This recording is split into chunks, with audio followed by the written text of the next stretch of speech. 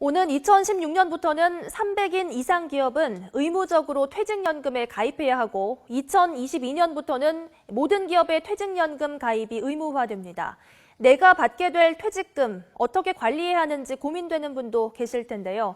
자칫 원금을 손해볼 수도 있어서 꼼꼼히 살펴보셔야겠습니다. 김선중 기자입니다. 퇴직연금은 회사가 관리하는 확정급여 DB형과 개인이 관리하는 확정기여 DC형으로 나뉩니다. DB형은 퇴직 직전 석 달 동안의 임금을 평균 낸 뒤에 거기다 근속 연수를 곱한 게 퇴직금입니다. 퇴직금은 회사가 알아서 관리합니다. DC형은 좀 다릅니다. 회사가 근로자 개인 계좌에 해마다 한 달치 월급을 넣어주면 개인이 알아서 투자를 하는 겁니다. 그럼 어떤 게 유리할까?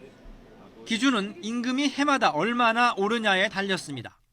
예를 들어 첫 월급으로 100만 원을 받은 근로자가 임금이 해마다 10% 오른다고 한다면 3년 뒤 받을 수 있는 퇴직연금은 DB형의 경우 363만 원입니다. 반면에 DC형은 3년치 331만 원에 투자 수익에 따라 손에 쥐는 돈이 달라집니다. 그러니까 임금이 가파르게 오르는 회사라면 아무래도 DB형이 유리하고 그렇지 않다면 DC형을 가입하는 게 좋습니다. 문제는 원금을 손해볼 수도 있다는 겁니다. 물론 원금이 보장되는 상품도 있기는 하지만 요즘 같은 저금리 시대가 계속된다면 원금 보장 상품으로 수익을 기대하기는 어렵습니다. 이 고객들이 퇴직연금은 먼 미래에 찾다 보니 무관심한 경향이 큽니다.